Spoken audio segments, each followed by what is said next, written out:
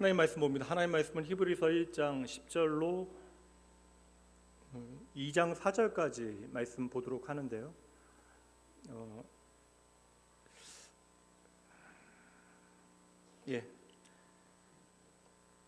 10절부터 2장 4절까지 말씀 보도록 하겠습니다. 제가 지금 성경은 신약 성경 353쪽입니다.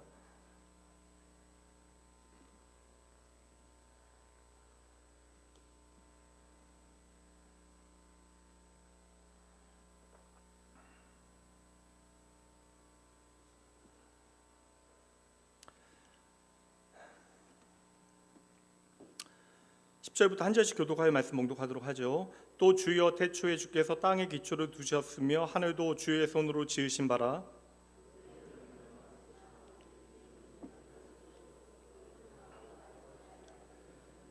의옥처럼 갈아입을 것이요 그것들은 옷과 같이 변할 것이나 주는 여전하여 연대가 다함이 없으리라 하였으나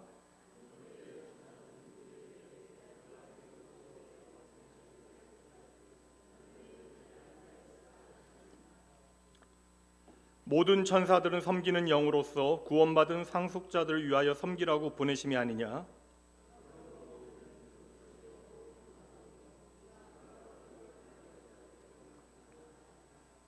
그러니까 잘 들으셔야 된다는 거예요. 오늘 말씀도 2절 천사들을 통하여 하신 말씀을 견고하게 되어 모든 범죄함과 순종하지 아니함이 공정한 보응을 받았거든.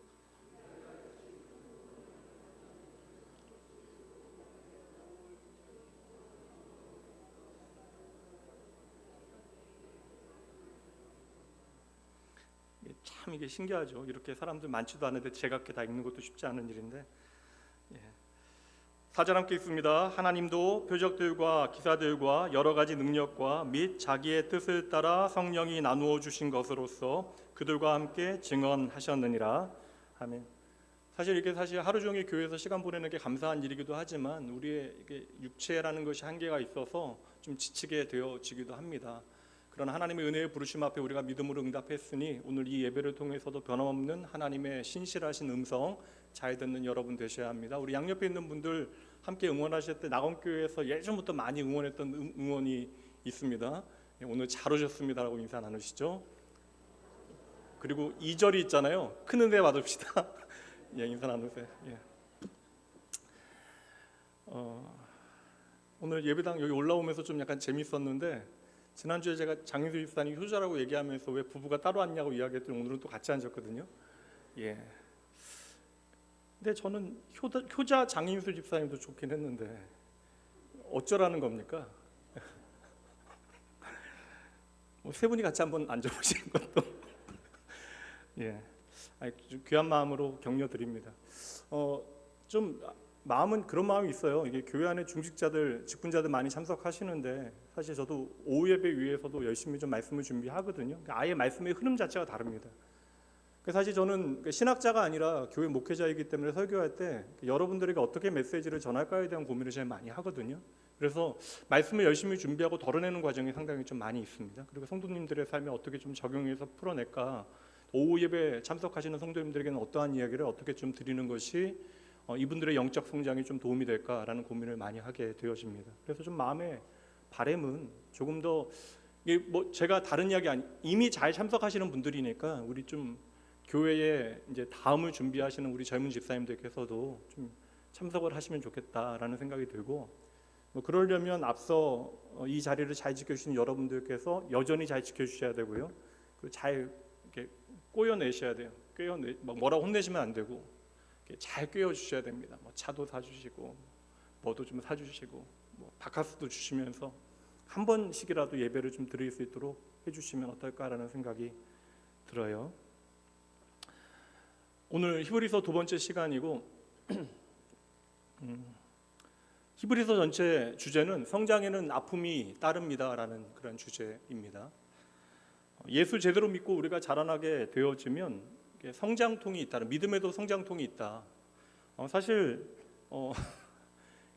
찔끔찔끔 자라면요 성장통이 없어요. 그냥 건강하게 쑥쑥 자라게 되어질 때 그 성장의 과정 가운데 growing pain, 성장통이 있는 것이죠. 아이들이 자라나다 보면 사춘기가 있는데 그 사춘기가 지나가면 또 한결 아이의 몸과 마음이 자라 있는 것을 부모들은 확인하게 되어지죠. 믿음 생활에도 마냥 좋은 시간이 좀 지나가서 신앙의 사춘기가 찾아오는 때가 반드시 있고요. 당장은 좀 어렵더라도 그 신앙의 사춘기를 우리가 건강하게 잘 넘어가게 되어지면 그 모든 사춘기가 믿음의 성장통으로 우리의 삶의 성장이라고 하는 아름다운 열매를 맺게 되어지는 것입니다. 이 성장은 우리의 기준이 아니라 하나님께서 원하시는 성장, 우리의 삶에 반드시 있다라는 것이죠. 오늘 말씀의 제목은 제가 바꿨죠? 바꿨죠?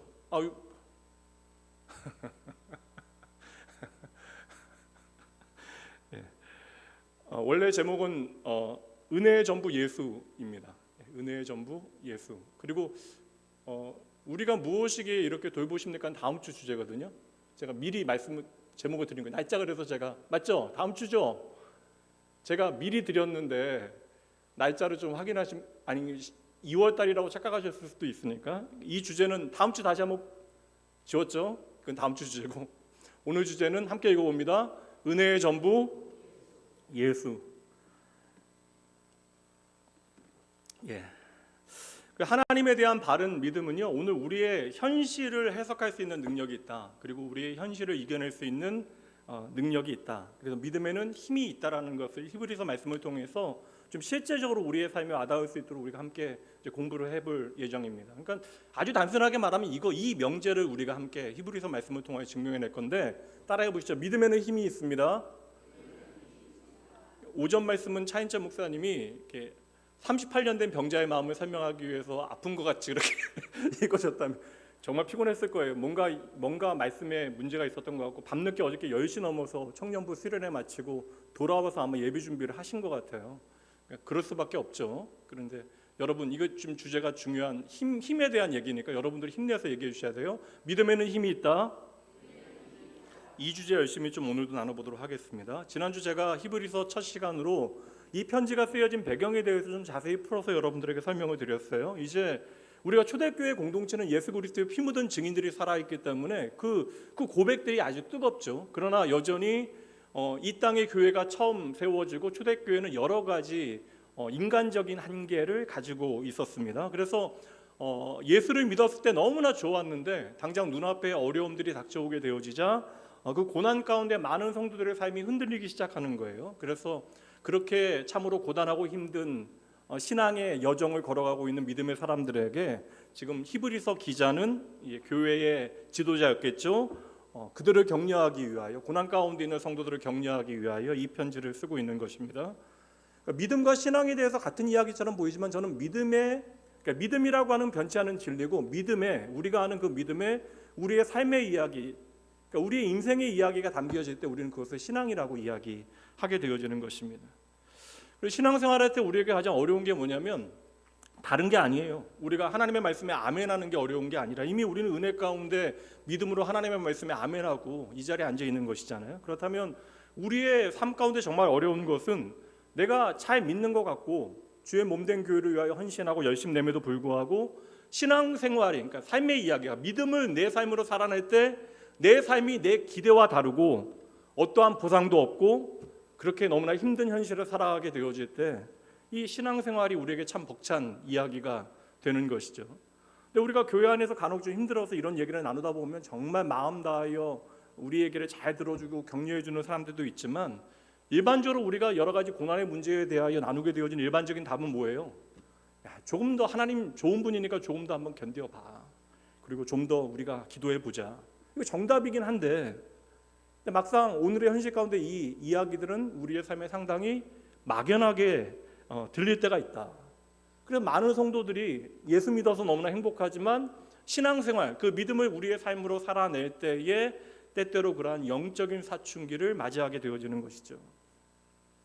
결국 교회 나오는 것은 세상이 내 맘 같지 않아서 교회 나오게 되는 거예요. 그게 뭐 돈이 많건 없건 내가 뭐 세상에서 얼마나 성공했건 성공하지 않았건 그 문제가 아니라 내 인생의 어떠한 방향이 바뀌게 되는 것입니다. 그래서 내가 세상 살아가면서 이 세상이 내 맘 같지 않아서 교회 나오게 되어졌는데 예수님 만나고 너무나 행복하고 신앙생활하는 게 날마다 너무나 감사했는데 이제는 교회 나와서 신앙생활하다 보니까 교회가 나만 같지 않고 더 나아가면 하나님이 내만 같지 않다라고 생각하게 되어지는 것이죠.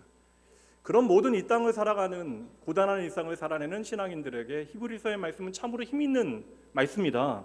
그래서 저는 다 서신서 말씀 읽으면 복음을 구체적으로 성도의 삶에 비추는 그러한 사도들의 글이 말씀이 참으로 은혜가 되어지지만 특별히 저는 에베소 말씀하고 히브리서 말씀은 참 고난받는 성도들에게 힘이 되어지는 말씀이라는 생각이 들거든요. 그러니까 우리가 오늘 맞이하게 되어진 영적인 사춘기를 외면할 문제가 아니라 이러한 영적인 사춘기가 믿음의 성장통이 되어질 수 있다. 이게 사실 좀 어려운 말로 이야기하면 고난의 문제에 대한 신정론의 이야기가 되어지는데 사실 저도 이게 거의 한 20년 정도 고민했던 것 같아요. 예수님 만나고 하나님 내가 만나게 되어진 다음에 설교자로 제 인생을 살아야겠다라고 생각한 30즈음부터 이제 그 전부터 설교는 계속 해왔지만 이게 평생 내가 다른 것 좀 시선 두지 않고 설교자로 내 인생을 살아야겠다라고 고민했던 순간부터 이게 사실 이 문제는 신앙의 문제는 그리고 이게 믿는 사람들의 고난의 문제는 저에게 너무나 어려운 문제였습니다. 그렇게 영적인 사춘기가 우리의 인생의 믿음의 성장통이 되어진다. 그러니까 우리가 예상할 수 있는 그 모든 기대와 생각을 뛰어넘는 관점으로 하나님의 말씀이 나에게 찾아오는 것을 우리는 경험해야 하는 것이죠. 그래서 히브리서 전체가 우리에게 주는 가장 분명한 답은 그러니까 우리는 그냥 막연히 기도해보자 뭐 찾아? 그래 얼마나 용기 내서 들어왔겠니? 좀 더 찾아봐 괜찮아. 그래요? 히브리서 전체가 우리의 삶에 던져주고 있는 답은요. 따라해보세요. 너희가 얻은 구원이 그 답이다. 다시 한번 너희가 얻은 구원이 그 답이다. 여러분 현실에 답이 있어요? 저는 저를 봐도 답이 없거든요. 제 인생을 봐도 제 마음을 봐도 답이 없고 하물며 주의 핏값으로 사신 주의 몸된 교회를 볼 때도 때로는 답이 없고 세상 돌아가는 데는 더 답이 없죠. 그렇게 이해되어지지 않는 현실의 모든 답 없음에 대하여 그게 뭐 우리의 경제적인 결핍의 문제가 되어질 수도 있고 이게 얼마나 어려운 문제예요 여러분. 뭐 이게 경제적인 문제가 가벼운 문제입니까? 그 결핍이 계속되어지면 사람이 얼마나 피폐해져요. 그런 경제적인 결핍의 문제, 내 건강의 문제 해결되지 않는 수많은 인생의 어려움들 그게 나의 가족의 문제이고 나의 자녀의 문제이고 내 배우자의 문제이고 근데 히브리서는 그런 문제들에 대하여 너무나 분명한 답을 우리에게 이야기해 주는 거예요. 너의 현실에 대하여 답이 없는 것이 아니라 이미 너의 인생에 답은 주어졌는데 너희가 그것을 모르고 있다. 바로 너희의 인생의 구원이 답인데 너희가 그것을 깨닫지 못하고 살아내지 못하는구나. 그래서 기독교의 신앙을 만약에 한마디로 정의한다면 이것이 되어질 수 있어요. 이것도 한번 따라해 보시죠. 우리의 신앙은 예수를 믿는 것입니다. 이거 잘하면 돼요. 여러분 복잡하게 생각하지 말고 우리의 신앙은 예수를 믿는 거예요. 우리의 믿음은 예수에 대한 것이고 우리의 신앙은 예수를 잘 믿어드리는 거예요. 삶의 이야기가 예수를 잘 믿어지는 삶의 이야기가 되어질 때 그 신앙이 하나님께서 받으실 만한 삶의 이야기가 된다. 그래서 언제나 그 신앙은 예수 그리스도와 연결되어지는 이야기가 되어질 때 힘이 생기는 것이죠. 그러니까 예수로 말미암는 구원, 세상의 어떠한 종교에서 찾아볼 수 없는 예수로 말미암는 구원이 오늘 나의 것이 되어질 때 그 증거가 있는데 그것은 무엇이냐면 이제로부터 내 인생의 주인이 예수 그리스도가 되어줘야 돼요. 내 인생의 주인공이 예수 그리스도가 되어지셔야 되는데 막상 우리가 그러한 믿음의 실제를 알고 있음에도 불구하고 우리의 삶은 그 믿음의 내용의 정반대편에 가 있을 때가 있다. 대척점에 가서 서 있을 때가 있다. 그러니까 우리는 여전히 내가 예전에 살아왔던 옛사람의 본성에 따라 세상식으로 생각하는 거예요. 그러니 우리가 교회 신앙생활하다가 하나님이 살아계시고 하나님 나 사랑하시는 건 분명한 것 같으니까 우리가 그러다 이제 어려움 생기면 어떤 생각이에요? 내가 얼마나 큰 잘못을 했길래 이런 어려움이 내 삶에 닥쳐오는 것일까? 이게 만약에 사실이라면 여러분 해결할 수 있는 문제는 단순해요. 어떻게 하면 돼요? 좀 더 하나님께 치성을 더하시면 되잖아요. 좀 더 치성을 좀 열심 내서 드리면 되는 거잖아요. 믿음이 우리의 삶에 없어서 우리의 삶에 이러한 고통이 닥친 것 같아요. 그렇게 생각하니 하나님은 언제나 나에게 너무나 무서운 분, 내가 믿기는 하지만 가능하면 좀 거리를 유지하면 좋은 분, 그렇게 착각하게 되어지는 것이죠. 우리가 오늘도 오해하고 있는 게 뭐냐면 믿음을 나의 이야기로 우리는 착각하는 거예요. 신앙을 내 쪽에서 해결되어져야 하는 문제로 우리는 오해하는 것입니다. 성경 전체는 우리에게 무엇을 말해주고 있어요? 신앙이라고 하는 것은 내 쪽에서 해결하는 문제가 아니라 누가 답이 되어주시는 것? 예수님이 답이 되어 주시는 거예요. 더 단순하게 말씀드릴게요. 따라해 보세요. 예수가 다 했다. 예수가 다 했다. 이거 보라는 거. 이게 구원의 진리입니다. 예수가 다 했다라고 하는 이 진리로 여러분의 삶에, 저도 제 인생이 말씀을 통해서 비추어 봤을 때 이해되지 않는 현장들이 있으니까, 우리의 현실 가운데 도무지 이해되지 않는 모든 우리 안에 있는 갈등들이죠. 그게 우리 안에 있는 의심도, 여러분 의심도 여전히 여러분들이 이 자리에 있다면 그 의심이 여러분들 안에서 지금도 일하고 있는 것인데, 그러한 모든 우리 안에 있는 의심과 갈등을 하나님의 말씀, 특별히 히브리서 말씀은 예수 그리스도를 중심에 두고 차근차근 우리에게 풀어서 설명해 주고 있는 거예요. 그래서 예수님이 얼마나 특별하고 대단한 분인가에 대한 이야기가 당연히 나와야겠죠. 그래서 1장 처음부터 무엇을 논증하냐면, 예수님은 천사와 다르다. 너희의 기대를 이루어줄 그 어떤 너희가 바라보는 대상과 다르다. 이게 시작이에요. 그래서 1장 처음부터 천사와 예수님이 다르다라는 것을 증명하기 시작하더니 마지막 말씀에서도, 오늘 말씀에서도 그 이야기 계속해서 하고 있어요. 13절과 14절 말씀. 그러니까 이러한 흐름에서 이해하지 않으면 이게 이 말씀이 이해가 안 되는 거죠. 13절과 14절 오후니까 여러분 함께 읽어보죠. 시작. 어느 때에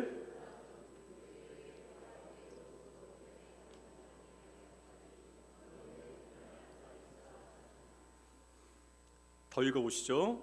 모든 천사들은 섬기는 영으로서 구원받을 상속자들을 위하여 섬기라고 보내심이 아니냐. 이게 얼마나 엄청난 말씀이에요. 무슨 말씀이에요? 하나님께서 천사들을 향하여 쟤네들이 내 아들이다라고 이야기하신 적이 한 번도 없다라는 거예요.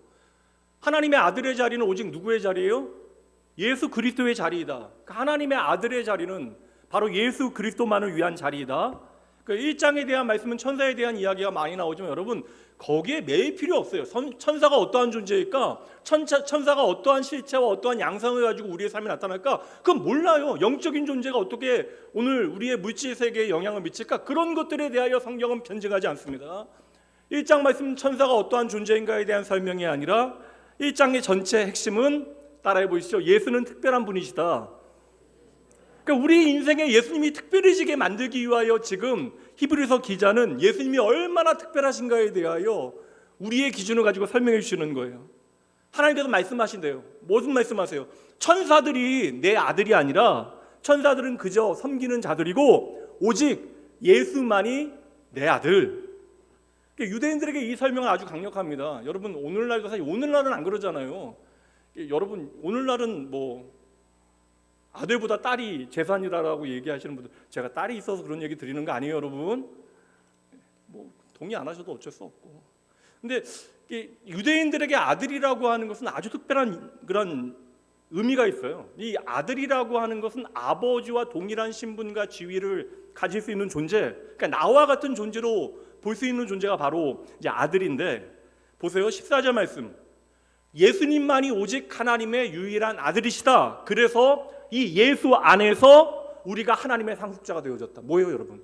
우리가 하나님의 자녀이다. 이 변증이에요. 예수 안에서 우리가 하나님의 자녀가 되어졌다. 그러니까 결국 예수님이 천사보다 월등하게 뛰어나시다. 이걸 변증하는 게 아니에요. 무엇입니까? 저와 여러분을 섬기기 위하여 천군 천사가 존재한다. 하나님의 것이 오늘 나의 것이 되게 하시는, 내가 하나님의 상속자 되게 하시는 분이 계시대요. 그분이 누구이십니까? 대답하셔야죠. 누구십니까? 예수 그리스도. 그러니까 오늘 나의 소원을 들어줄 것 같이 우리가 생각하는 요정과 같은 천사도 예수 그리스도 안에서 저와 여러분을 섬기기 위하여 존재하는 이들이다. 그러한 존재들이다. 이게 1장의 결론이에요. 여러분, 이제 하나님께서 친히 저와 여러분의 인생 가운데 개입하셨다. 내가 친히 너의 인생 가운데 개입하셨다는 증거가 뭐예요? 예수님께서 저와 여러분과 같은 모양으로 우리의 삶에 오셨다. 이걸 세 글자로 우리가 성육신이라고 이야기하잖아요. 그래서 여러분, 이 성육신의 진리는 우리에게 너무나 중요한 것입니다. 예수님께서 오늘 우리와 같은 모습으로 이 땅에 오셨기 때문에 우리는 예수님을 통하여 하나님을 만질 수도 있고 볼 수도 있고 느낄 수도 있게 되어지는 거예요. 이 땅에 우리와 같은 모양으로 오신 예수님께서 바로 하나님이시기 때문에. 그리고 오늘 우리가 예수를 믿는다라고 하는 것은 추상적인 얘기가 아닙니다. 상당히 구체적인 얘기예요. 우리의 삶에 발을 디디고 살아내야 되는, 여러분, 적극적이고 굉장한 표현이 되는 거예요. 예수를 믿는다라는 것은 어떠한 개념적인 말이 아니라고요. 한국에는 그렇게 알려지지 않았지만 성공의 복음주의 학계의 가장 유명한 신학자가 있는데 로안 윌리엄스라고 하는 신학자예요.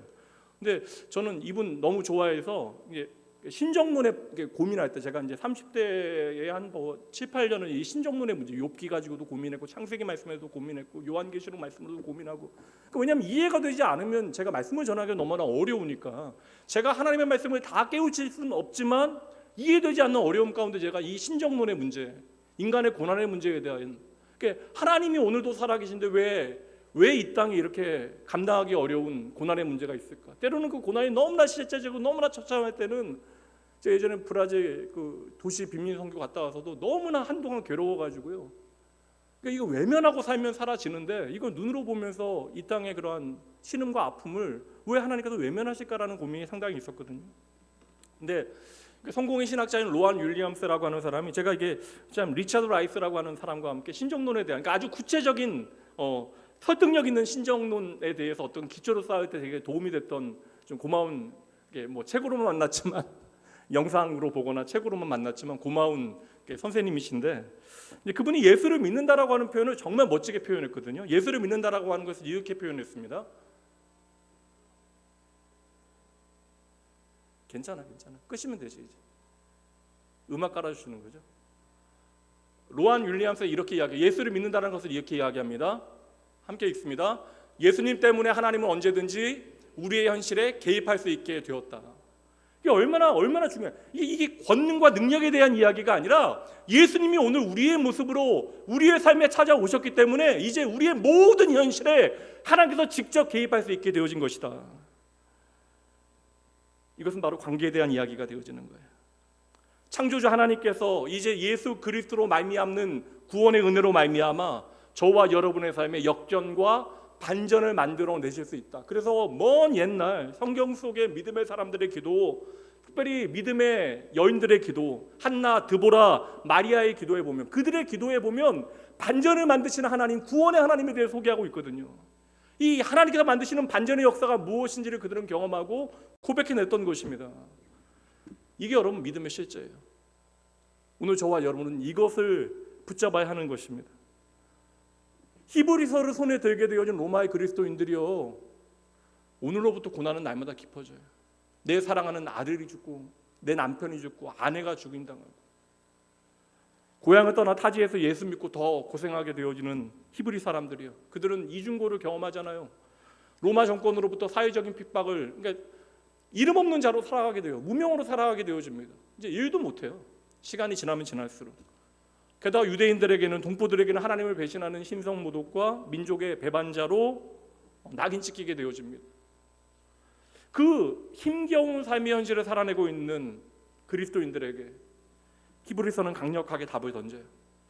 야, 너희들 예수를 믿는다라는 것이 무엇인 줄 아느냐? 너희들 정말 예수가 누구이신지 오늘 제대로 알고 이 믿음의 자리를 지키고 있는 것이냐? 우리가 믿는다라고 이야기하는데, 그 예수를 믿는다라고 하는 것은 예수의 구원에 대하여 우리가 이해하고 믿는다라는 것인데, 이 구원의 문제에 대해서 실상은 우리가 잘 깨닫지 못하고 이해하지 않으려고 한다라는 것이죠.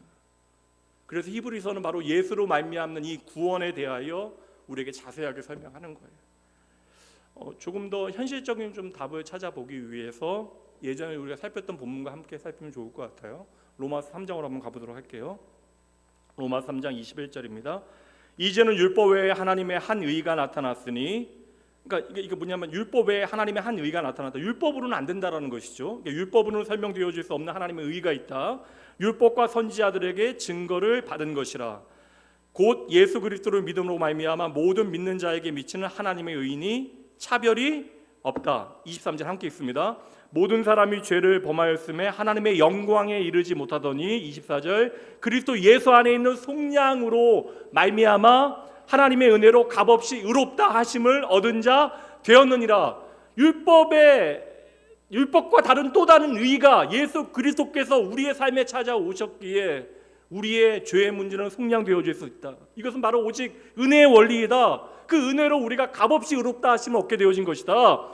25절 이 예수를 하나님이 그의 피로써 믿음으로 말미암는 화목제물로 세우셨으니 이는 하나님께서 길이 참으시는 중에 전에 지은 죄를 간과하심으로, 이 간과는 그냥 없다라고 이야기하는 것이 아니라 예수 그리스도의 피 흘린 그 보혈로 자기의 의로우심을 나타내려 하셨으니, 곧 이때에 자기의 의로우심을 나타내서 자기도 의로우시며 또한 뭐라고요? 예수를 믿는 자, 예수로 말미암는 구원을 얻은 자들도 의롭다 하려 하심이라. 아멘.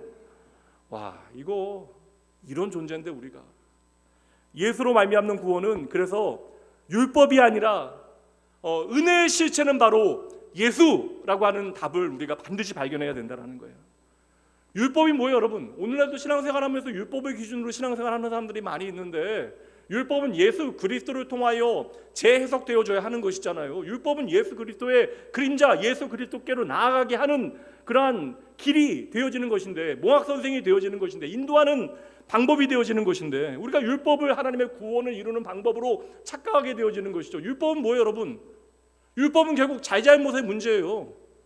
그러니까 율법은 잘하느냐 못하느냐를 구분지어요. 그러니까 잘하면 상 주고 못하면 벌 받는 것이 율법. 근데 우리는 그 율법의 모든 요구를 지킬 수가 없어요. 그러니 당연히 우리는 벌 받아야 돼요. 답이 없죠. 그런데 예수님이 등장하시는 거예요. 예수님께서 우리에게 보여주시는 그 의, 그 법은 뭐예요? 바로 오직 은혜. 그 은혜가 여러분 죽었던 저와 여러분을 다시 살리는 거예요. 잘못된 저와 여러분이 벌 받아야 되는데 우리가 사실 잘할 수도 없어요. 이게 사실 착각하는 건데, 저도 이제 곰곰이 생각해봐요. 그냥 제가 생각해 보면 솔직히 말하면 참 교만한 사람이다. 그러니까 겸손을 가장할 때가 많이 있는데, 나는 참 교만한 사람이구나라는 사실을 깨닫게 되어진 순간들이 되게 많거든요. 근데 이게 하나님의 은혜 앞에 좀 돌아보면 사실 내가 잘한 것에 대하여 정말 이야기할 이유가 없다. 실상은 우리가 예수 믿고 우리 인생을 돌아보면 하나님의 크신 은혜에 비추어 내가 잘한 것도 없지만, 내가 잘할 때, 내가 최고로 잘한, 여러분 인생에 생각해보세요. 내가 최고로 예수 잘 믿었을 때, 여러분 최고로 예수 잘 믿었을 때 있으시죠? 아멘요? 있으시죠? 그럼 예수를 최고로 잘 믿었을 때 그 결과로 여러분들이 얻은 것이 하나님의 구원의 은혜보다 큰 거예요? 아니잖아요. 그러니까 우리가 최고로 하나님 앞에 잘할 때보다 우리는 비교할 수 없이 큰 것을 이미 예수 그리스도 안에서 얻었습니다. 이게 예수로 말미암는 구원. 로마서 3장 23절 다시 보여주세요. 이 말씀 같이 읽어보죠. 모든 사람이 죄를 범하였음에 하나님의 영광에 이르지 못한다. 하나님의 영광에 이르지 못하는 어둠의 자식들, 사망의 음침한 골짜기에서 신음하다가 죽어가야 하는 자들, 그렇게 우리는 하나님의 영광에 더 이상 이룰 수 없기 때문에 하나님께서는 예수 그리스도를 통하여 오직 은혜로 저와 여러분에게 무엇을 주세요? 구원을 주세요. 이제 우리가 예수님을 믿었기 때문에요, 하나님께서 예수님을 우리에게 주셨기 때문에 이제 우리의 인생은 소극적으로 너희가 죄를 지었냐 짓지 않았냐 그것에 따라 판가름 나는 인생이 아닙니다. 이거 잘 아셔야 돼요. 우리는 예수 안에서 그 모든 죄를 넘어서서 하나님께서 처음 우리를 창조하셨을 때의 그 창조의 영광을 누리게 되어진 것입니다. 그래서 여러분, 예수 그리스도의 사역을, 그 구속의 사역을, 우리는 재창조의 사역, 나를 새로운 피조물로 하나님의 나라의 백성으로 만드시는 사역, 우리를 왕같은 제사장으로 만드시는 사역으로 성경은 구원의 문제를 설명하는 거예요. 그러니 저와 여러분의 인생은 이제 더 이상 율법이 판가름하는 인생이 아니라 오직 예수 그리스도를 통하여 하나님께서 내 삶에 만드신 그 반전을 믿는 믿음을 통해서 우리의 인생은 설명되어져야 한다. 한번 따라해보세요. 나는 하나님의 자녀입니다. 이 고백을 좀 묵직하게 고백해내는 것이 신앙이에요. 따라해보세요. 나는 왕같은 제사장입니다. 근데 이거 여러분 좀 대신 한 가지 오해하지 마셔야 돼요. 여러분 이 말씀을 반대로, 나는 이제 막 살아도 되겠네, 이거 구원파잖아요. 이게 맞죠? 내가 무슨 죄를 지어도 상관없겠다, 뭐 이런 얘기 하는 거잖아요. 나 좀 편하게 살다가 내가 마지막 죽기 전에 예수님 좀 한 1년 정도 열심히 믿고 내가 하나님께로 가겠다, 뭐 그런 이야기잖아요. 교회 안에 보면 여러분 나보다 좀 열심히 섬기는 분들 계세요, 안 계세요? 이때는 빨리 반응하셔야죠. 계시다고 해야지 겸손이에요, 여러분. 계십니다. 근데 여러분, 우리가 아무리 저 사람 참 모범적인 사람이야, 저 사람 참 그냥 이렇게 더할 수 없이 믿음을 따라 사는 사람이야. 여러분, 우리가 아무리 서로를 뭐 추켜 세우고 흠모해봤자, 우리가 서로 비교해봤자 그거 다 예수 그리스도의 십자가 앞에 독인 객인, 50보 100보 아무 차이 없어요. 그러니 그것은 여러분 하나님의 은혜에 대한 우리의 감사의 열매여야지 우리가 우리 자신을 어떤 표현할 수 있는 믿음의 증거가 되어주면 안 됩니다. 예전에는 이런 얘기하면 야 그러면 신앙이 너무나 힘이 없는 것 아닌가. 하나님의 구원 앞에 신앙이 어떻게 힘을 잃어요. 우리가 율법을 통하여 하나님의 법을 통하여 한 가지는 알아요. 내가 죄인이구나. 내가 망하게 되어졌다. 하나님과 나를 끊어놓은 문제가 바로 죄의 문제다. 죄가 무서운 것은 무엇이냐면 여러분 하나님과 우리의 관계가 단절되어진 것이 바로 죄 때문이라는 거예요. 하나님의 영광을 내가 찬송할 수 없다. 예배할 수 없다. 내 인생이 그 어떤 것도 하나님과 연결되어질 수 없다.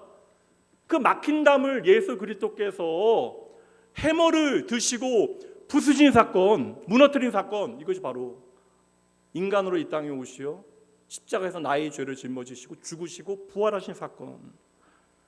이렇게 히브리서 말씀을 읽기 시작하면 여러분 차근차근 읽다가 예수 그리스도가 어떠한 분인가를 통하여 결국 믿음이 무엇인가를 설명하는 11장, 12장 가면 여러분 그냥 우셔야 돼요. 이거 좀 신앙생활 한번 성경을 읽으면서 여러분 나는 잠 안 올 때 성경 읽어요. 그런 얘기만 평생 하지 마시고 여러분 이거 얼마나 감격스러운 말씀인지.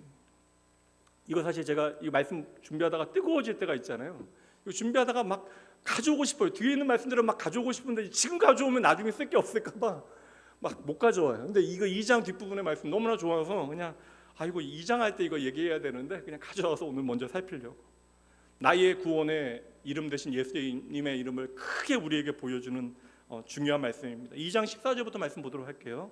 제가 천천히 읽어볼 테니까 여러분 잘 따라오세요. 2장 14절부터 자녀들은 혈과 육에 속하였음에 우리가 소망이 없는 거예요. 우리는 이미 혈과 육에 속하였음에 그래서 그 예수님도 또한 같은 모양으로 혈과 육을 함께 지내심은 다음 말씀 보세요. 죽음을 통하여 죽음의 세력을 잡은 자 곧 마귀를 멸하시며 아멘.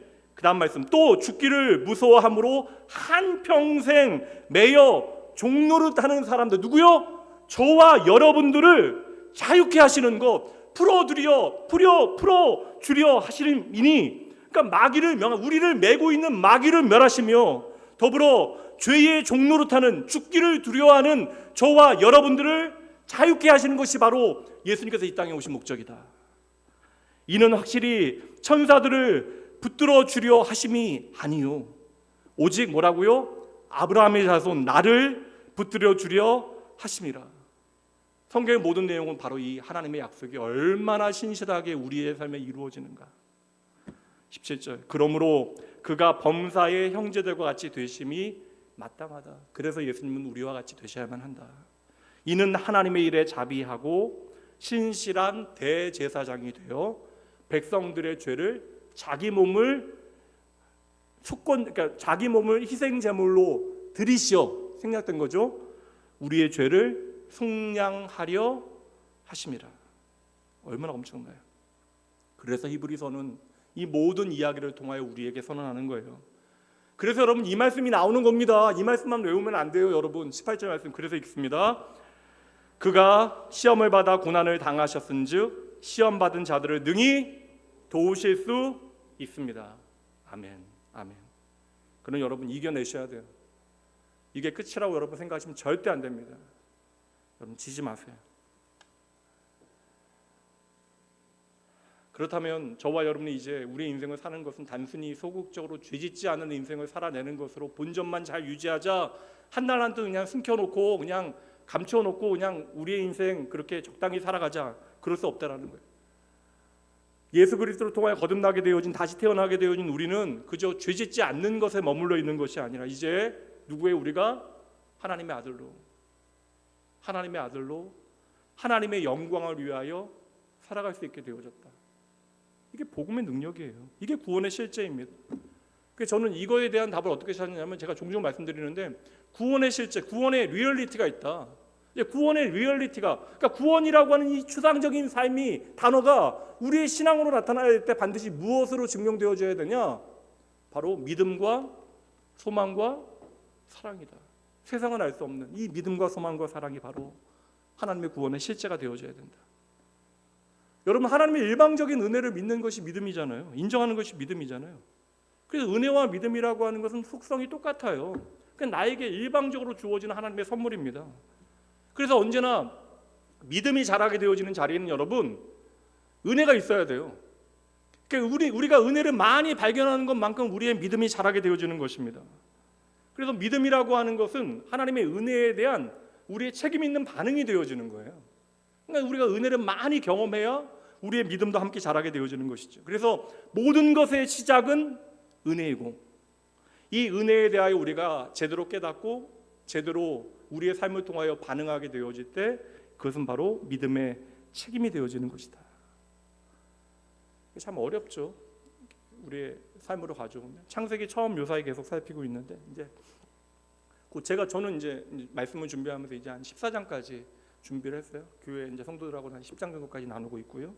창세기 처음에 보면 이게 사실 이게 우리가 대충 넘어가서 그렇지 살피면 살필수록 좀 힘들어요. 왜냐하면 뭐 가인도 잘 살잖아요. 죄짓고 자기 성 쌓고. 그러니까 쉽게 얘기하면 돈 많이 벌고 부동산 재벌된 거예요. 요즘으로 이야기하면. 예배 들이다 동생 미워서 동생 죽이고 자기 성 쌓고 살아가고, 그리고 그 자손도 다 하나님 없이 살아가는데 세상에 명성 얻어요. 성공한다고요. 여러분, 그 모든 이야기는 하나님 떠난 죄의 참상을 보여줘요. 그냥 하나님 없어도 오늘 먹고 살만하면 괜찮다라고 우리가 착각하게 되어지는 거예요. 그러니 여러분, 세상에서 내가 잘 먹고 잘 사는 것을 나의 신앙의 목적으로 삼으면 우리는 큰일 납니다. 길을 쓰고 세상에서 잘 먹고 잘 살아도 여러분, 죄의 문제 해결되지 않으면, 예수를 나의 삶의 구원으로 만나지 않으면 우리의 인생은 전도서 말씀처럼 언제나 뭐라고요? 헛되다. 하나님의 은혜와 단절되어진 어둠 가운데 우리는 살아가게 되어지는 것이죠. 그래서 우리의 인생을 뒤집어 놓으신 거예요. 누구를 보내셨어요? 예수님을 보내주셔서. 그래서 우리는 더 이상 죄에 매여 세상의 방식을 따라 살아가는 것이 아니라 이제 저와 여러분을 창조하신 부족하지만 하나님의 창조의 목적에 따라 우리의 인생을 살아갈 수 있는, 이렇게 표현할게요, 기회를 얻은 것이다. 기회를 얻은 것이다. 그래서 여러분, 우리가 예수를 믿는다라는 것을 그냥 단순히 뭔가 좀 열심히 살아서 뭔가 하나님 앞에 좀 보상을 받겠다, 그건 아닌 것 같아요. 핸드폰 괜찮아요? 끄세요. 괜찮아요. 예배 전에 마지막으로 한번 띄워주세요. 핸드폰은 진동으로 주셔도 좋습니다. 하실 수 있어요. 그럴 수 있어요. 저 예전에 그 선교 기도회 인도하는데 핸드폰이 계속 울리는 거예요. 제가 목요일인가 금요일 나가서 기도회 인도하는데, 근데 제가 너무 짜증. 왜냐면 계속 울리니까 이거 꺼야 되잖아요. 끄면 그건 당연한 반응이잖아요. 근데 계속 제 핸드폰 우리 5분 동안 아무도 얘기하지 못하고 계신, 너무 뜨겁게 이제 막 기도인도 하니까 제 핸드폰이 5분 동안 울리면서 저를 이렇게 방해했던 거예요. 그러실 수 있어요. 무슨 얘기했어요? 우리가 신앙생활하는 것을 그냥 이 땅 가운데 내가 열심히 살아서 뭔가 보상받는 것으로 오해하면 안 돼요. 그러니까 이미 예수 그리스도 안에서 내가 감당할 수 없는 크신 은혜, 하나님의 구원을 내 삶 가운데 실제화하는 작업, 이 구원이 얼마나 놀라운 은혜인가를 내가 제대로 깨닫는 것. 그래서 이 하나님의 구원을 내 삶 가운데 훈련받고 구체화해서 나의 현실에 살아낼 수 있는 하나님의 은혜의 기회로 삼아내는 것이 바로 신앙의 이야기가 되어져야 된다. 저는 그것을 그냥 아예 제 안에 그냥 정리를 했어요. 이것이 구체적으로 우리의 삶에서는 믿음과 소망과 사랑의 이야기여야 된다. 그래서 저는 구원의 실제가 믿음과 소망과 사랑이라고 생각을 해요. 그러니 여러분, 하나님 모르는 사람들이 이 믿음과 소망과 사랑을 이해할 수 없으니까 저와 여러분의 삶을 이해할 수가 없는 거예요. 그러니까 세상 사람들이 여러분의 삶을 너무나 부러워한다면 그것도 문제가 있는 것입니다. 그러니까 세상 사람들이 부러워할 만한 것으로 우리의 신앙을 우리가 증명한다라는 것이죠. 그것이 예수 그리스도를 소개할 수 있는 어떠한 방법이 되어질 수 있을지언정 결코 세상 사람들이 부러워하는 그 모든 것들이 저와 여러분의 신앙의 목적이 되어질 수 없다. 이때 오늘 말씀은 너무나 잘 이해가 되어지는 거예요. 결국 말씀드렸잖아요. 우리의 현실에 대한 답은 무엇이요? 나를 구원하신 예수 그리스도. 그때 오늘 말씀 이해되는 거예요. 이제 10절부터 12절까지 말씀 보세요. 지금도 이해 안 되시면 이제 끝나고 나머지 공부하시면 돼요. 이해 안 되시는 분들은 남아 계시면 됩니다. 제가 보시고 설명드릴게요. 10절 보세요. 또 주여 태초에 주께서 땅에 기초를 두셨습니다. 이거 천지창조한 얘기. 하나님이 얼마나 대단한 분인가, 천지창조하신 하나님이 얼마나 위대한 분인가, 이 말씀은 아닌 것 같아요. 또 주여 태초에 주께서 땅에 기초를 두셨으며 하늘도 주의 손으로 지으신 바라. 모든 만물의 주인이 누구라는 거예요, 여러분? 세상의 주인이 누구냐는 거예요. 하나님. 이거 잊지 말라. 이 세상의 주인이 하나님이시다. 이것만 해도 힘 있는 얘기인데 그 다음 말씀이요. 그 다음 말씀. 그것들은 멸망할 것이나 오직 주는 영존할 것이다. 하나님 만든 세상의 모든 것들 아무리 대단해 보여도 그 모든 것들은 사라지게 되어질 것이다. 멸망할 것이다. 그러나 오직 주님만 영원하시다. 그것들은 다 옷과 같이 낡아 지리니 의복처럼 갈아입을 것이요 그것들은 옷과 같이 변할 것이나 주는 뭐라고요? 여전하여 연대가 다함이 없으리라. 아멘. 아멘. 그러니 여러분, 단순하잖아요, 이 말씀은. 저와 여러분의 삶이 하나님과 연결되어져야 그것은 영원한 이야기가 되는 거예요. 신앙생활은 내가 믿는 예수 그리스도를 내 삶에 연결짓는 작업. 그렇게 우리의 삶이 예수님과 연결지어질 때 그것만이 하나님 앞에 남게 되어지는 것. 그게 구체적으로 믿음과 소망과 사랑이다. 저 좀 진짜 원하는 게 있다면, 목사로 제가 제 인생 살아가는데 가끔 저도 이제 뭐 이런저런 생각하거든요. 한국교회도 이제 뭐 변하고 있고 앞으로 20년 후를 저도 생각할 때 많이 남았잖아요. 그때 한국교회는 어떠할까? 나의 그 다음은 어떠할까? 그런 생각 전혀 안 하게 되는 건 아니거든요. 근데 적어도 이 구원의 원리 가운데 제 삶을 돌아보게 되어지면 이제 그 다음 이제 70 이후의 제 삶의 이야기가 아니라 하나님의 영원에 대해서 생각하게 되어질 때, 제가 나온교회 지역교회 목사로 담임 목사로 이 자리에 있잖아요. 그러니까 여러분들이 좀 잘해 주셔야 제가 하나님 앞에 좀 얘기할 것이 좀 있겠다. 그러니까 다른 건 없어요, 여러분. 제가 뭐 먹는 것 취미도 없고 먹는 걸 좋아한다니까 또 예배 참석했던 말 없던 한 청년이 맛있는 거 가서 뭐 줄 서서 빵 사와야 되는데 빵 사다가 갖다 줬는데 고맙죠. 이렇게 그냥 목회자라고 선대받는 것도 이러면 되냐 싶을 정도로 성도님들께서 귀히 여겨주시지만, 저는 뭐 그런 거 안 챙겨, 아예 챙기지 말라는 얘기는 아니고 그런 건 좀 괜찮아요. 여러분 좀 하나님 앞에 신앙생활 좀 제대로 하시면 좋겠습니다. 그래서 제가 하나님 앞에 좀 자랑할 수 있는 건 그것밖에 없지 않을까. 그리고 정말 저는 성도님들께 고마울 때는 그때거든요.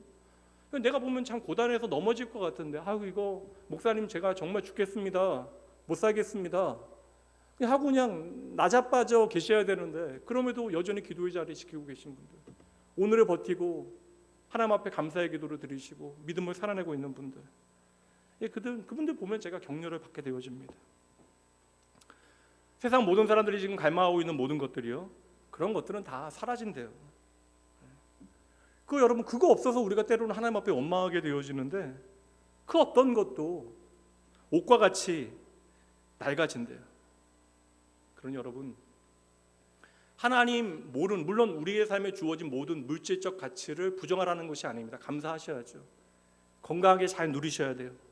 그러나 하나님 모르는 세상의 부러움만으로 만족하지 마시고, 도무지 세상이 이해할 수 없는 구원의 실제를 여러분의 삶으로 살아내신 여러분 되시길 주님의 이름으로 축복합니다. 이것이 바로 예수로 구주 삼고 살아가는 인생의 영광, 그리고 이것이 우리의 명예가 되어지는 거예요. 오늘 저와 여러분에게 그런 위대한 기회가 주어졌습니다. 그 위대한 기회를 여러분의 고백으로 열심히 고백해내셔야 돼요. 한번 따라해 보세요. 우리만이 세상의 빛입니다. 우리만이 생명입니다. 우리만이 진리입니다. 이게 예수 그리스도 안에서 우리에게 주어진 우리의 정체성, 이것이 모든 성경과 히브리서가 예수님을 통하여 우리에게 들려주고 싶은 진짜 이야기예요.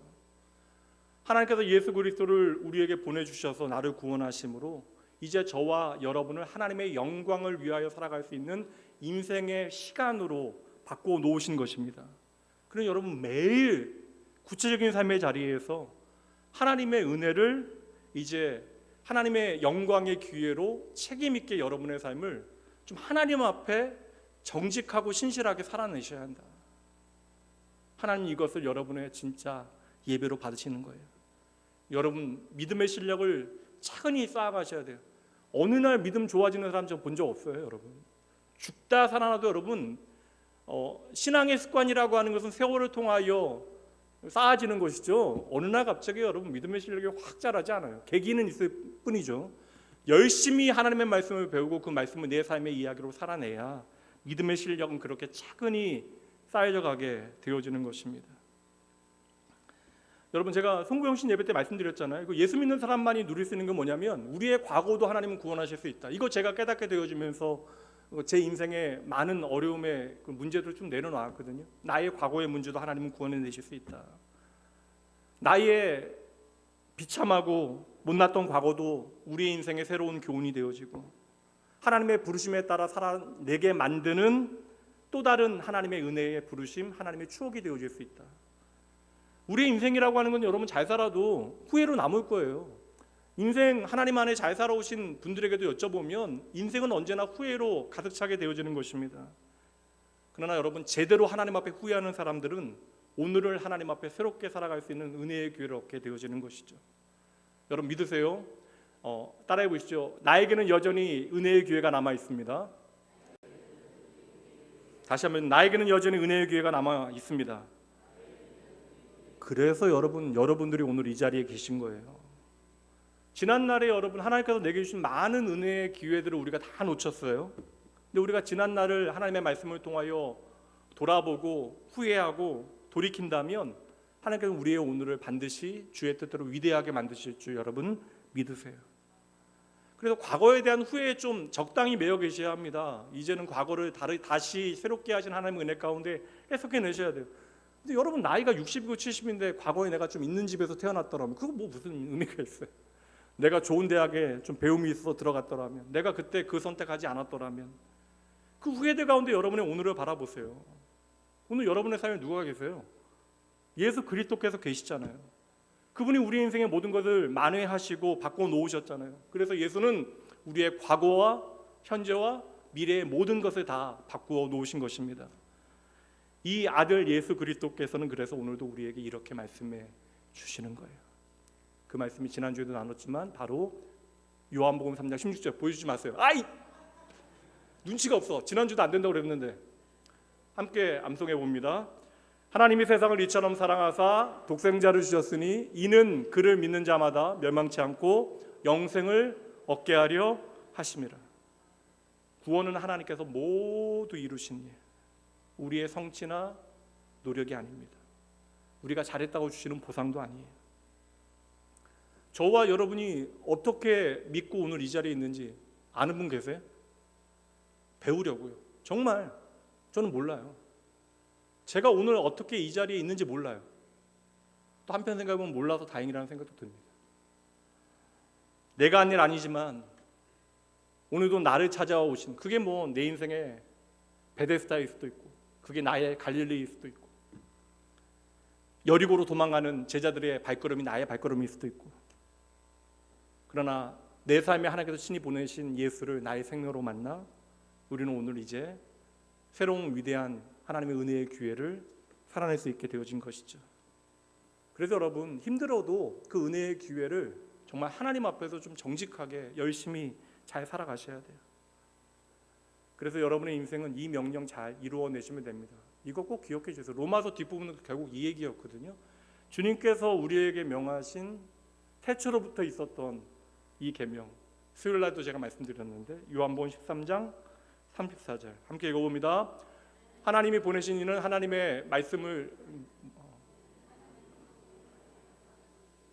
13절이라고 했는데 결정적인 순간에 이러면 곤란하죠. 아침 8시에 설교 원고 빨리 내놓으라고 그러고 나서는 이렇게 다른 말씀 보여주면 되겠어요? 원고에 보면 요한복음 13장 34절이라고 딱 써 있잖아요.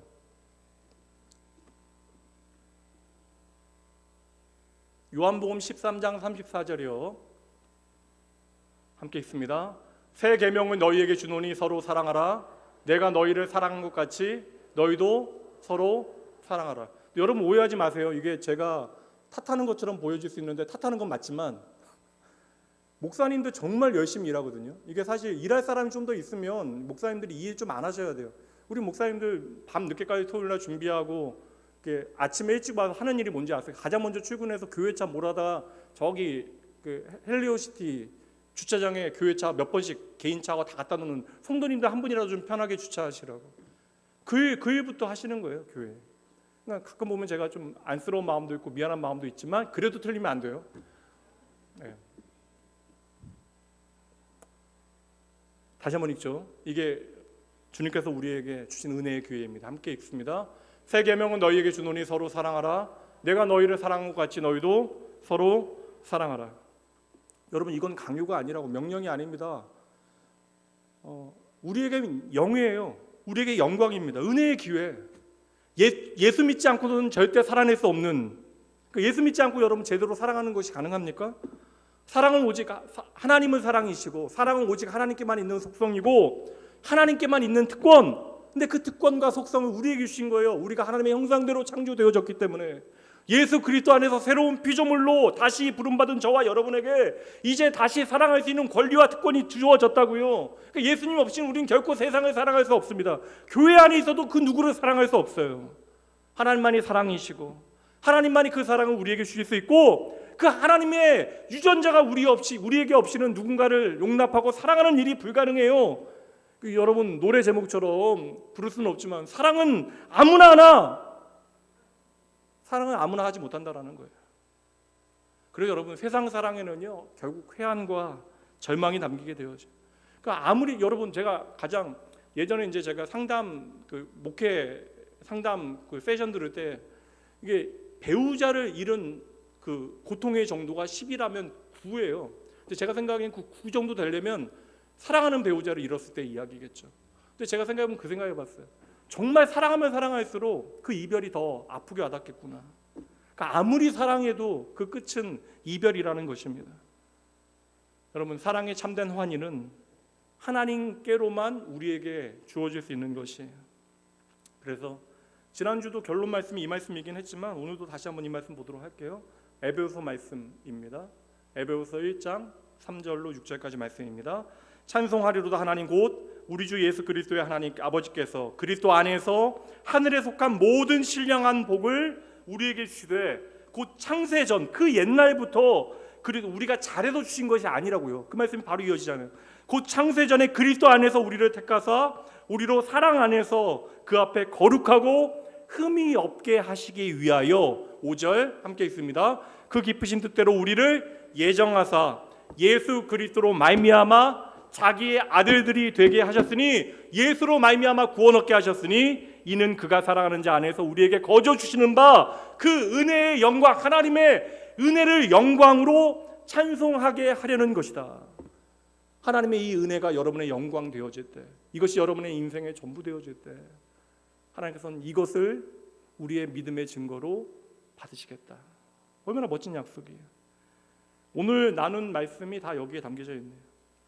그래서 우리가 하나님의 구원이 무엇인지를 제대로 알지 못하면 우리의 삶은 하나님의 영혼과 연결되어질 수 없다. 그래서 여러분, 이 믿음의 자리, 말씀을 나누는 자리, 우리가 개인적으로 묵상하는 시간도 필요하지만 공동체 가운데 말씀이 선포되어지고 그 캐리그마 선포되어진 하나님의 말씀에 내가 반응할 수 있는 믿음의 시간, 결단의 시간은 반드시 필요하다. 예수 그리스도 안에서의 구원, 창세 전에 그리스도 안에서 우리를 택하사 그리스도 안에서 하늘의 모든 신령한 복을 우리에게 받게 하시기 위하여 사랑 안에서 그 앞에 우리를 세우시기 위하여 예수님께서 오늘도 말씀으로 나를 찾아오신다. 그런 걸 우리의 인생의 모든 초점은 누구께 맞추어져야 돼요? 오직 예수 그리스도 한 분께 맞춰져야 하는 것이죠. 이게 예수 믿는 것. 이게 바로 믿음. 오늘 오전에도 말씀 나누었지만 이것을 그냥 스토리 안에 담아낸 거예요. 그렇게 하나님이신 예수님이 저와 여러분을 찾아오십니다. 내 인생에 하나님께서 걸어 들어오셔서 우리와 똑같은 삶을 살아가시며 부딪히는 모든 인생의 문제들에 대하여 그 모든 장애를 당신의 구원을 통하여 걷어내시고 우리의 인생에 이제 누구도 걷지 못하는 새로운 길을 만들어서 우리로 하여금 그 길 걸어가도록 초대해 주시는 것이죠. 오전 말씀을 이야기하면 베데스다에 38년 된 절망 가진 그 사람을 향하여 일어나라. 너의 모든 것을 가지고 걸어가라. 그래서 예수님은 당신 자신을 우리에게 이렇게 소개하시는 거예요. 이 말씀 유명하죠. 요한복음 14장 6절입니다. 예수께서 이르시되 내가 곧 길이요 진리요 생명이니 나로 말미암지 않고서는 아버지께로 올 자가 하나도 없다. 예수님만이 only way, 하나님께로 돌아가는 유일한 길이 되어지십니다. 예수님만이 우리의 유일한 진리 되시고 예수님만이 오늘 우리에게 확인되어진 하나님의 창조의 능력이 되어지신다. 그러니 우리는 열심히 주님의 말씀 들어야 되는 것이고 주님의 삶을 배워야 하는 것이고, 오늘 여러분의 삶을 진정 가치 있게 만드시는 분, 의미 있게 만드시는 분, 우리가 하나님을 향하여 참으로 감사할 수 있도록 만드시는 분, 예수 그리스도. 그러니 우리가 예수라고 하는 길을 통과하지 않고서는 우리의 삶의 구원은 결코 현실이 되어질 수 없다. 성도 여러분, 세상에 아무리 선하게 보이는 사람도요, 예수님 없이는 결코 하나님의 나라에 갈 수 없어요. 그러니 이제 예수 안에서 감사와 찬양과 영광과 찬양으로 함께 그 인생 살아갈 수 있도록 오늘이라고 하는 시간을 하나님 앞에 잘 살아내시는 여러분들 되셔야 합니다. 당장 좀 억울한 조건 가운데 계시는 분들 있을 수도 있어요. 그러나 하나님의 사랑이 그 모든 것 있다라고 하는 사실을 기억하시고, 이거 어디서 발견하셔야 돼요? 오늘 말씀처럼 이야기하면 예수의 이름에서 발견하셔야 합니다. 우리가 예수님 택한 게 아니에요. 예수님이 우리를 택하셨습니다. 그러니 세상의 영광은 결국 힘과 권리의 논리라면, 하나님은 예수님을 통하여 당신의 영원한 사랑이라고 하는 그 영광을 우리에게 주십니다. 하나님의 은혜 전부 되신 예수 그리스도의 이름에 여러분의 인생 한 부분 한 부분을 잘 맡겨드리면서 내게 주어진 믿음의 길을 예수의 이름으로 살아내시는 여러분 모두가 되어주시길. 이번 한 주 또 그러한 은혜의 기회가 주어졌으니까 예수 그리스도 안에서 그 믿음을 잘 살아내시고 우리가 다음 주 기쁨으로 함께 하나님 예배하도록 하죠. 기도하시죠. 하나님 아버지, 은혜에 감사합니다. 주님, 예수를 나의 구주 삼고 오늘 예수를 믿는 것이 참 감사한 일이고 기쁜 일이고 영광이 되어지는 일인데, 주여, 저희들의 연약함이 너무 큰 것은 크다고 보지 못하고 또 너무 작은 것은 또 작아서 보지 못하는 그러한 연약한 인생입니다. 하나님께서 행하신 일들이 너무나 커서 나의 이성과 감정과 의지로 볼 수 없고 알 수 없습니다. 그럼에도 오늘 내 삶에 허락하신 예수의 이름 까닭에 오늘 내게 주신 모든 하나님의 약속들이 진리임을 깨닫게 되어집니다. 아버지, 오늘도 예수로 말미암는 구원, 그 복음을 다 헤아리지 못하지만 저희들 날마다 그 복음을 받아들이게 하시고 내 삶에서 풍성히 누리게 하여 주시옵소서. 그리스도 안에 있는 나, 새로운 피조물, 아들의 생명과 권세, 그리스도 안에 내게 주어진 하나님의 보좌와 그 영광, 그 놀라운 은혜를 오늘 나의 것으로 받아 누리게 하시고 나타나게 하시고 살아낼 수 있도록 주여 함께하여 주시옵소서. 아버지, 우리의 믿음이 부족하여 아직도 더 많은 은혜를 날마다 하나님 앞에 구하여야 하지만 이미 내게 베푸신 하나님의 구원의 은혜 단단히 붙들고 이제는 책임 있는 성도의 삶을, 그 영광을 살아낼 수 있도록 성령 하나님 말씀으로 친히 저희의 삶을 주장하여 주시옵소서. 오늘도 우리의 삶에 하늘의 기쁨을 풍성하게 하시는 나의 길과 진리 생명 되신 예수님 이름으로 축복하며 간절히 기도합니다. 이제는 우리 주 예수 그리스도의 은혜와 하나님의 사랑하심 성령 하나님의 함께 하심이 당장 힘들고 버거운 현실 가운데 때로는 지치게 되어지고 당황하게 되어지는 순간들이 있지만 주 예수 그리스도를 통하여 내게 베푸신 하나님의 구원의 은혜를 통하여 영원한 하나님의 나라, 하나님의 자녀 되어진 인생의 귀한 기회를 이제는 예수의 이름 안에서 그의 사랑 가운데 제대로 살아내기로 이 한 시간 결단하는 모든 사랑하는 주의 백성들의 삶 가운데 이들의 모든 삶의 자리 가운데 지금으로부터 영원까지 함께 있을지어다. 아멘.